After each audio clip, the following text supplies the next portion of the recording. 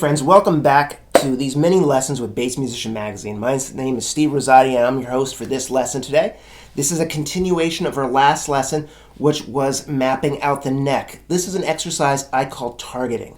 This is really a great lesson for anyone who's warming up, going over the basics, or just building out your skill set and really understanding the neck and being able to jump into positions.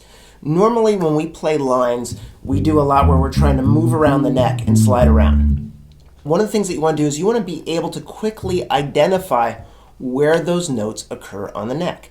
Now with targeting, what I like to do is I'll start at certain notes throughout the neck and I'm going to jump around and play the same note on every string, octaves of that same note. So for instance, what we're going to do is we're going to start out with the F. The F is that first fret on the E string. Now, if you look back at my notes from the last lesson, there is a diagram of the neck. And that diagram of the neck, we're going to use that to kind of help aid us with this. So if you want to make a copy of that, do a screenshot of it, have it up on your computer, your iPad, and have it open so you can refer back to that, okay? And what we're going to do here is we're going to target every F. We're going to stay within the range of the first 12 frets up to the double dot. So we're not going to worry about the second octave of the neck at this point because we don't need to. We're just going to work down here. And with targeting, we're not really worried about hitting all the fingers. I generally work on this one with my first finger and my pinky. Because if I'm shifting around the neck, I want to cut down the distance between a leap. If I do this if I go F to here and F here, that's a big leap. If I use my first finger and my pinky, I've cut out about 5.5 inches of travel of my neck. So I'm going to use my first finger, I'm going to use my fourth finger. So right there is F and F. I played both Fs. And what I want to do, just like in the last exercise, is I want to say the name of the notes as I play them to emphasize what note it is I'm playing, where it's located, and how I'm using it. So here we go. First note is F. What I'm going to do is I'm going to leap up to F on the A string. Now the F on the 8th string is actually going to be on the 8th fret. I'm going to go to F on the D string, which is on that 3rd fret. I'm going to go to F on the G string, which is on my 10th fret. Now I'm going to do that up again with you. So we're going to go F, F, F, F. Okay? And we're going to know if it's out because they're all the same note. If I play F here and I go here, you're going to hear that's a big difference, right? So we're also working on our ear training as well. So we're hearing those notes. We're saying it, we're hearing it, and if you can sing it in pitch, that would even be more awesome. It would be most awesome, in fact. Singing the notes is really great. So singing your parts, singing your notes, excellent way to internalize. We got to externalize to internalize. I always say that with all my students, externalize what you want to play. You want to externalize it so you can internalize it and play it. Because you play the bass doesn't play you, right? So that's always a good thing.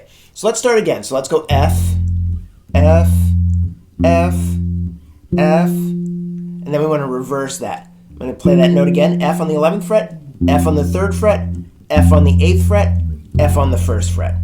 So again, I'm doing that. I'm going F, F, F, F, and then reverse, back down my first finger, back to my 4th, back to my 1st.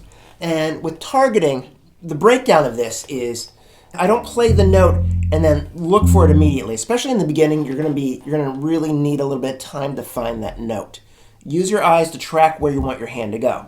So if I'm playing the F on the 1st fret, I'm already looking at that 8th fret right there, and I bring my finger there. When I say F on the next one, I'm already looking at that 3rd fret. I target the 11th fret on the G, and I go down there. What I'm going to do is I'm going to reverse that. I go F, F, F, F.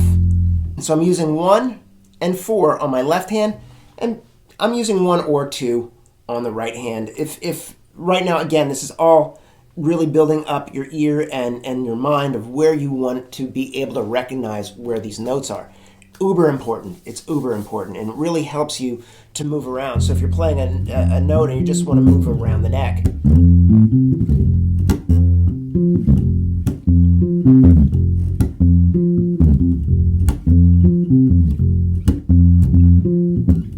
it makes it very easy to shift.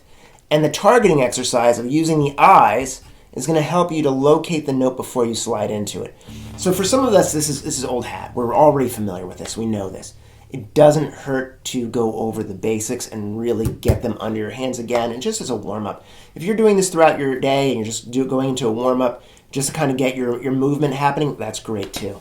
But let's be honest.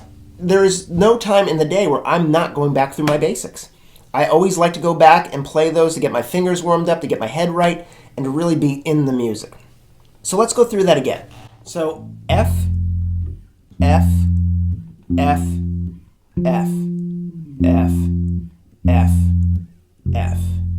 Excellent. So in the other exercises, we move up chromatically, meaning fret by fret by fret.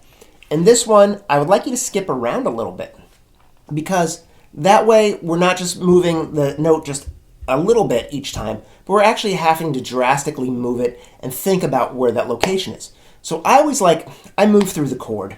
The first time I did it in F, this time I'm going to look at A. So I'm thinking F major triad. So I'm going to go F A, and then I'm going to go C, and then maybe I'll do E as the 7th here. But in this case, what I want to do is I'm going to go to A, and this time I'm going to start on A on the 5th fret. I'm not going to start with the open A because that defeats the purpose, because I want to play one note on every string. So again, I'm going to go A.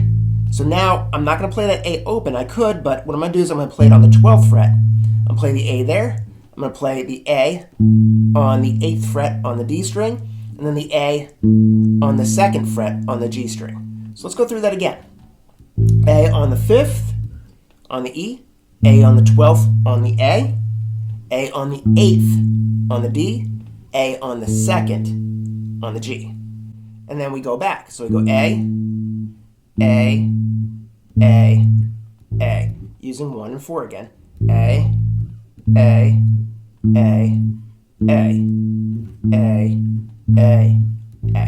And remember, if you make a mistake, if I go A, stick out like a sore thumb. Very easy to hear where there's a mistake. Let's do that again. A.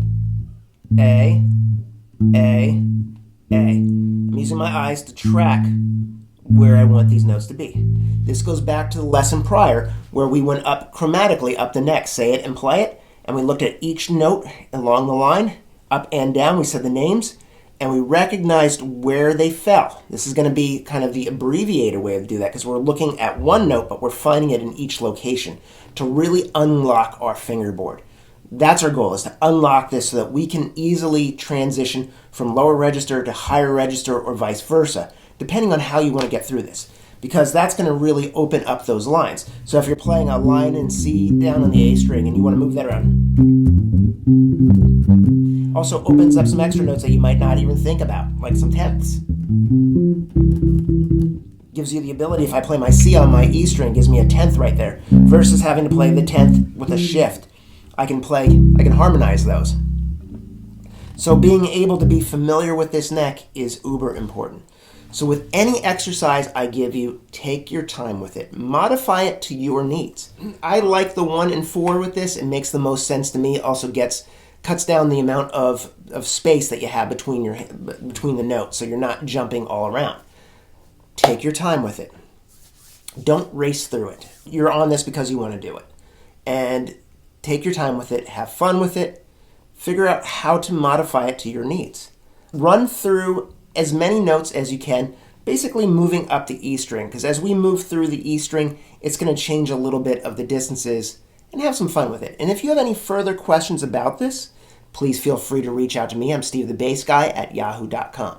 So if you'd want to take lessons with me, or if you have any other questions, please reach out to me at stevethebassguy at yahoo.com. Thanks for hanging out. I'm Steve Rosati. This was another one of our mini lessons with Bass Musician Magazine. Make sure to check back regularly to see what new and amazing things are coming through our videos and all of our different stories at Bass Musician Magazine. Remember to subscribe and follow us. All right. Thanks. I hope everybody had a wonderful holiday. Be well.